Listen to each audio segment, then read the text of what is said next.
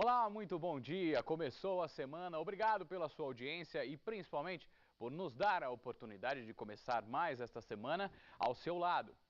E a gente começa a edição desta segunda-feira do Noticidade de Manhã com a prestação de serviço do trânsito na região.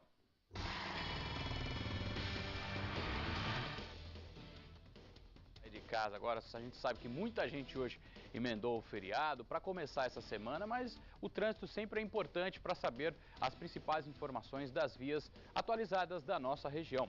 E agora nós vamos ao vivo à Praça Lions na Avenida Dom Aguirre, em Sorocaba, para falar com a repórter Andréia Trevisan. Bom dia, Andréia. Estou travando ainda porque é começo de semana ainda, então a gente ainda está iniciando, a língua está acostumando ainda. Bom dia, Andréia. Bom dia, Fernando. Bom dia a todos que assistem ao Noticidade. Espero que eu não trave também, mas no meu caso é por causa do frio. Apesar do feriado prolongado, fim de semana, hoje muita gente deixou de trabalhar. O movimento aqui na Praça Lions, na Avenida Dom Aguirre, é o mesmo. Muitos ônibus seguindo para o terminal Santo Antônio e movimento de carros também.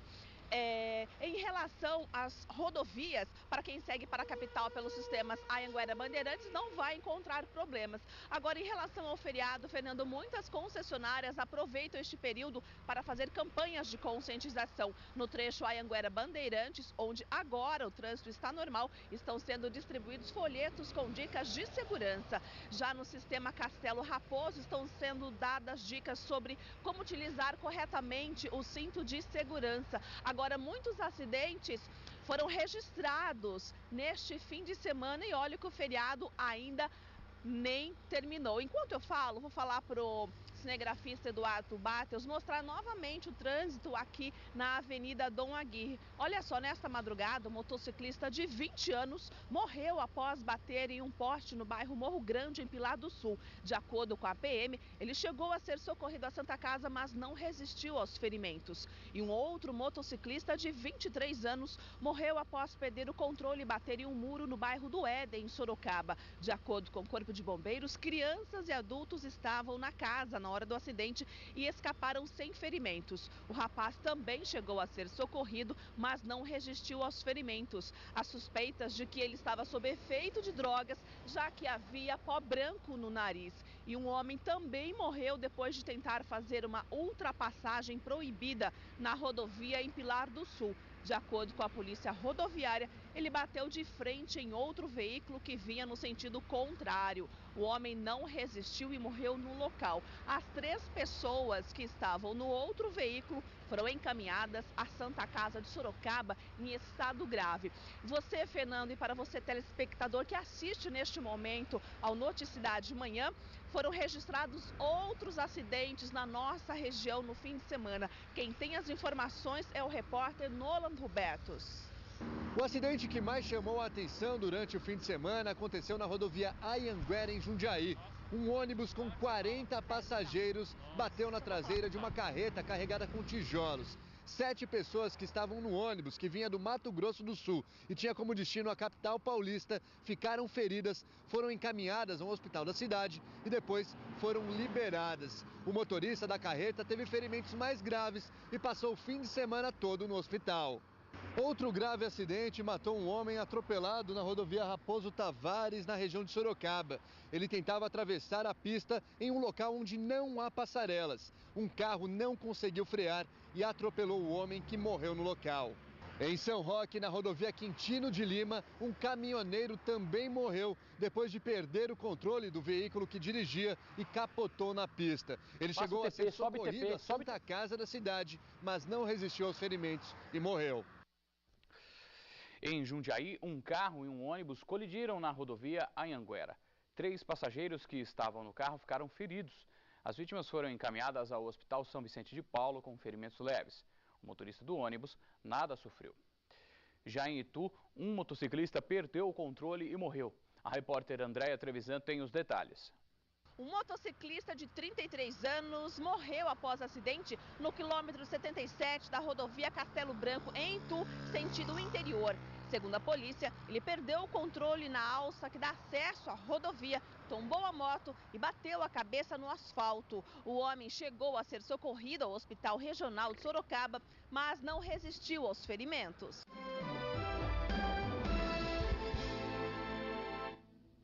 Em Salto de Pirapora, um usuário de drogas matou a própria mãe dentro de uma clínica de recuperação. Luiz Fernando Borges de Freitas, de 43 anos, estava internado há 5 meses nessa clínica de reabilitação para dependentes químicos. Para a polícia, funcionários disseram que ele nunca havia apresentado sinais de agressividade. Na tarde deste domingo, a mãe, como fazia a cada 15 dias, foi visitar o filho. Dessa vez, levou junto uma tia do paciente. Funcionários disseram que o homem pediu à tia que fosse ao refeitório para buscar comida. Enquanto isso, levou a mãe até o chalé onde ficava. Lá dentro, matou a mulher de 65 anos utilizando uma pedra. No momento do crime, havia 3 seguranças na clínica, mas nenhum deles percebeu a ação. Nós tentamos falar com algum responsável pelo local, mas ninguém nos atendeu. O homem apresenta sinais de insanidade. Ele afirma à polícia que não se arrepende do que fez, porque a mulher que ele matou não seria a mãe dele, e sim uma impostora. O suspeito foi preso em flagrante por homicídio doloso quando há intenção de matar. Ele foi encaminhado à cadeia de São Roque. E uma mulher de 33 anos ficou ferida depois de uma briga com a amiga no Jardim Excelsior, em Porto Feliz. Segundo a polícia, as duas se desentenderam por conta do namorado de uma delas. A mulher de 32 anos golpeou a outra com uma faca. A vítima foi socorrida para a Santa Casa da cidade, com ferimentos leves. A suspeita vai responder em liberdade. E durante o final de semana, moradores de Araçoiaba da Serra saíram às ruas para protestar. Aproximadamente 80 pessoas estiveram na Praça da Matriz para reivindicar melhorias. Com faixas e cartazes, os manifestantes pediam por melhorias na educação e saúde, ruas recapeadas e, principalmente, a isenção da tarifa do pedágio que liga a cidade até Sorocaba. A questão do pedágio, nós vimos que algumas cidades já conseguiram isenção. Araçoiaba tem bairros que dividem a cidade e que precisam dessa isenção também. Um galpão pegou fogo depois da queda de um balão na rodovia Hermenegildo Tonoli, em Jundiaí. Segundo os bombeiros, o local é revestido de lona e as chamas atingiram o telhado. Funcionários da empresa conseguiram controlar o incêndio. Felizmente, ninguém ficou ferido. Depois das principais notícias que marcaram o final de semana na nossa região, é hora de ir direto para a capital paulista, na redação do SBT Manhã, para saber o que é destaque com Patrícia Rocha. Uma casa da Zona Leste de São Paulo literalmente explodiu. No imóvel eram fabricados fogos de artifício e balões. O incêndio na casa na Vila Carrão começou por volta das 10 da noite de ontem.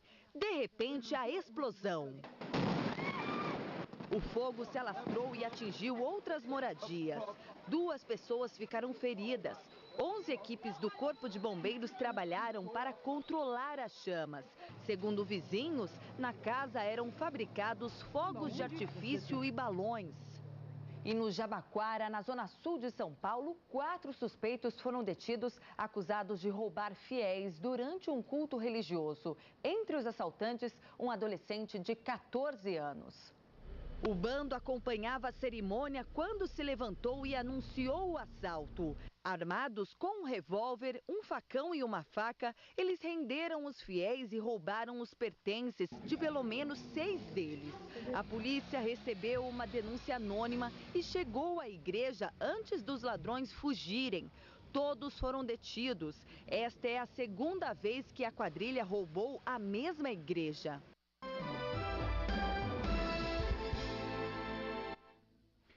Hoje, dia 8 de julho, é comemorado o Dia do Panificador. E para homenagear este profissional, uma missa de ação de graças será realizada na parte da tarde na Catedral de Sorocaba. Os detalhes desta celebração a gente vai saber agora com a repórter Andréia Trevisan, que volta a falar conosco ao vivo. Andréia. A celebração é realizada em Sorocaba há 22 anos e aqui na cidade, uma curiosidade, existem 250 panificadores. Quem vai dar os detalhes para a gente da missa é o pároco da Catedral de Sorocaba, o padre Tadeu Rocha de Moraes. Bom dia, qual é o significado desta missa? É um pouco diferente. Bom dia. A missa dos panificadores, que acontece há tanto tempo na nossa catedral, ela tem um significado muito importante, porque o pão não é simplesmente para nós cristãos, não é simplesmente o pão do nosso corpo, o alimento do nosso corpo, mas para nós o pão consagrado no altar, ali está o corpo de Jesus. Então é também o alimento do nosso espírito. Então o pão se faz presente também na nossa religião, ele alimenta também o nosso coração. Inclusive o alimento será entregue durante a missa. Isso, nós benzemos os pães e depois da missa, esses pães, esses alimentos são distribuídos a todos os presentes. E por que a Santa Isabel é a padroeira dos panificadores? Santa Isabel é uma mulher que morreu no século XIV, muito generosa, e ela distribuía caridosamente pão para os pobres. E o seu marido era um homem muito violento, muito bravo, um dia quis reprimi-la e ela escondeu os pães dentro de um avental, nas dobras do seu avental. E quando ele interrogou, ela disse que eram flores. E ele quis verificar. E ela, ao abrir o avental, caíram ali rosas. Então, por isso, ela se tornou padroeira dos panificadores. Padre, que tal um convite para todo mundo assistir a missa hoje logo mais? Então, hoje às 18 horas nós rezaremos na Catedral o terço, preparando-nos para a Romaria do próximo domingo e logo a seguir a missa com a bênção dos pães e a bênção sobre os panificadores. Obrigada pela participação no Noticidade de Manhã. Para quem está interessado, a Catedral todo mundo já conhece, fica na Praça Matriz de Sorocaba, na Praça Coronel Fernando Prestes. E a missa é a partir das 6h15 da tarde. Fernando. Tá ok, Andréia. Fica aí o convite para os nossos telespectadores. Obrigado pelas informações, viu? E agora a gente fala de uma outra profissão. No quadro Trabalho, que mostra as funções desenvolvidas pelos trabalhadores no mercado, nós vamos mostrar uma atividade animal, eu diria. Você vai conhecer agora a rotina de um tratador de zoológico em Sorocaba.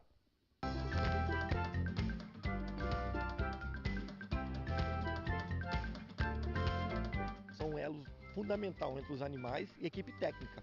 São eles que dão o primeiro alarme de qualquer modificação no animal. Eles passam mais tempo com os animais do que com a família deles. São 22 tratadores como Ronaldo. Os terceirizados e servidores públicos cuidam juntos de 1.250 animais. Tem que ter um olhar diferenciado, né? Porque você tem que ver se o bicho está bem, se não está. Tem dia que você vê que ele não está. Isso é o normal dele, mas se no outro dia ele não estiver assim, tem que passar para o setor veterinário, porque alguma coisa pode estar acontecendo.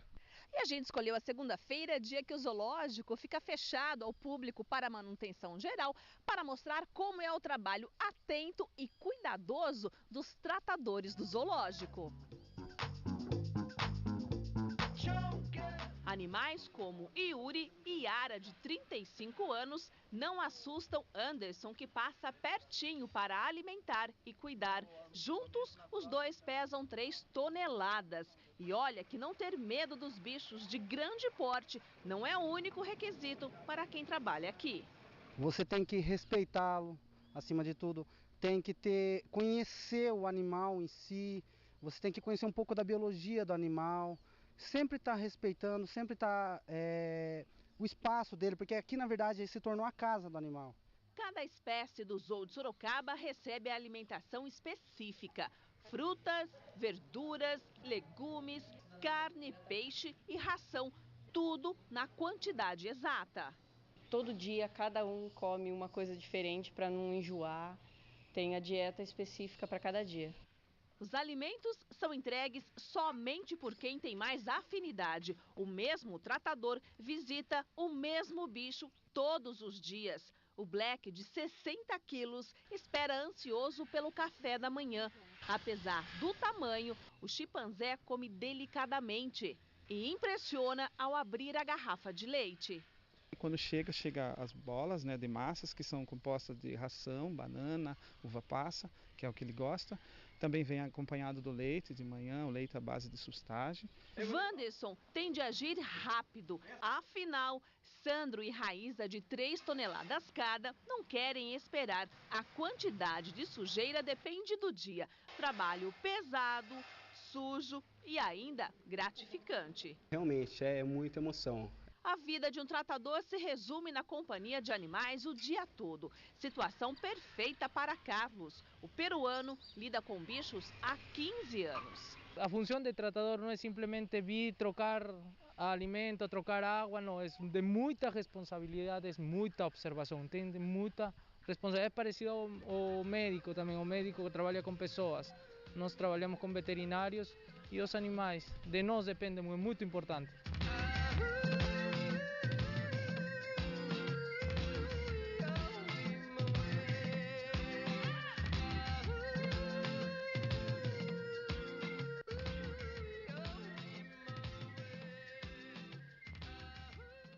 Que profissão bacana, na verdade? Olha só, feriadão, muita gente está descansando, né? Mas outras pessoas querem saber mesmo da segunda-feira, que é o primeiro dia útil da semana. E para você que está principalmente desempregado ou em busca de uma nova colocação, é sempre importante saber das vagas de emprego disponíveis nas cidades da região. Confira.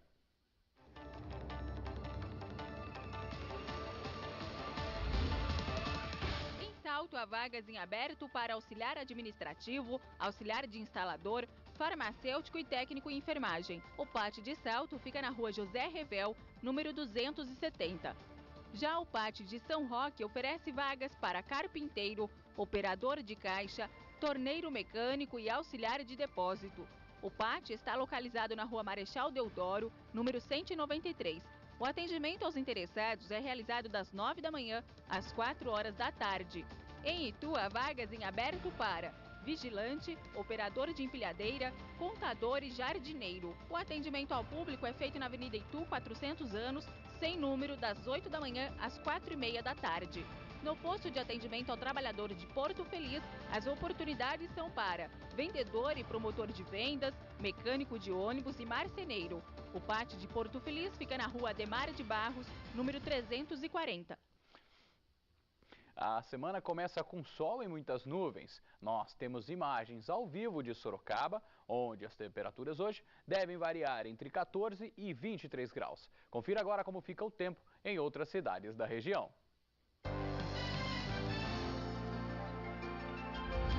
Em Capela do Alto, as temperaturas variam entre 13 e 23 graus. Mesma máxima para a cidade de Itu. Em Pilar do Sul, a mínima será de 13 graus. Mínima de 15 e máxima de 24 graus em Tatuí.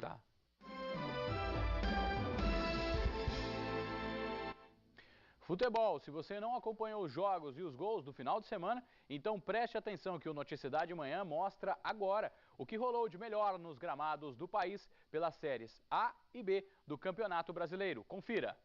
Ia na Fonte Nova. Pato recebeu, dividiu com o zagueiro, chutou na trave e no rebote abriu o placar. Depois aproveitou a bobeada do lateral Madison e fechou a conta. 2-0 Corinthians. O Santos afundou o São Paulo ainda mais na crise com uma vitória por 2-0. O garoto Giva e o meio de campo Cícero, ex-São Paulo, fizeram os gols. Em Caxias do Sul, muita neblina e show de gols na vitória do Internacional sobre o Vasco. Ney foi tentar afastar e fez um gol contra, bizarro, Inter 1-0. O uruguaio Forlan ampliou com um golaço. André descontou. Índio marcou o terceiro da equipe gaúcha. Rafael Vaz fez o segundo do Vasco. Só que Rafael Moura e D'Alessandro abriram boa vantagem para o Inter.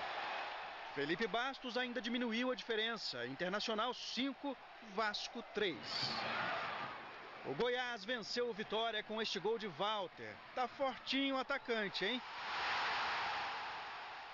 De olho na Libertadores, o Atlético Mineiro poupou os titulares e mesmo assim venceu o Criciúma. Rosinei fez o primeiro do Galo. Luan marcou contra, 1-1.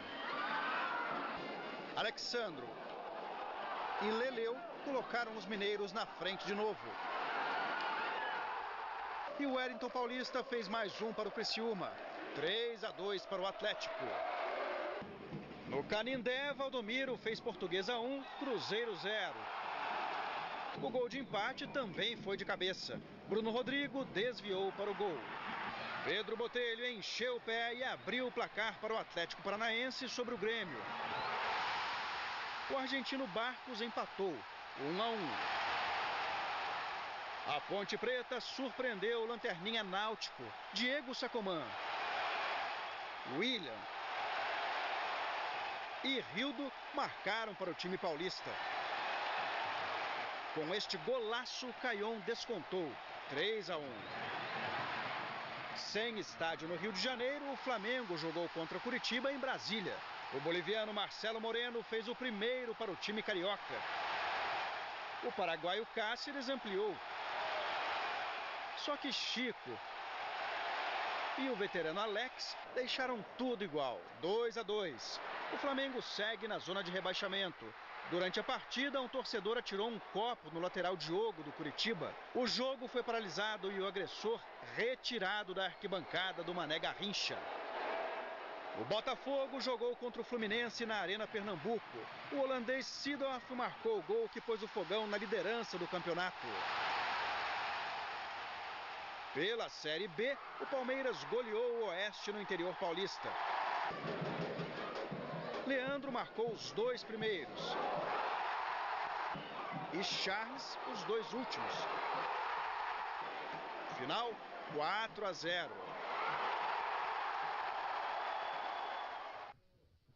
A chuva de gols, hein? Depois do final das Copas das Confederações, o brasileiro volta com força total. E a gente fala agora de solidariedade em prol do meio ambiente. Um projeto criado há 10 anos em Serquilho permite que pássaros apreendidos possam retornar à natureza. Veja na reportagem de Nolan Robertos e Eduardo Bartels. O choro de Andressa é uma mistura de alegria e tristeza. Ela sabe que nunca mais vai ver negão novamente. O tucano de estimação tem 5 anos. A dona se conscientizou agora de que a melhor maneira de demonstrar o amor pelo bichinho é deixá-lo livre. Vim trazer ele, para ele viver solto. Bela atitude de Andressa. Que crime o animal cometeu para ficar aí preso? São criminosos, né? Eles são bonitos e cantam, então o crime deles foi justamente esse, né? A maior parte das aves que chega ao projeto Gaiola Aberta vem de apreensões feitas pelo Ibama. São araras, papagaios, maritacas, entre outras aves silvestres, muitas delas ameaçadas de extinção. Por isso, todo o carinho dos funcionários com os animais, mesmo que eles gritem um pouquinho às vezes. Não tem paciência. A ONG conta também com a ajuda de voluntários. Márcia já está no projeto há 4 anos. Eu ajudo na parte administrativa, até mesmo aqui no manuseio dos animais, né? E estou sempre aqui, todos os finais de semana. E o exemplo dela já reflete no filho. O Miguel tem só 6 anos, mas já é um apaixonado por animais. Eles têm que ser soltos, os animais? Claro. Por quê?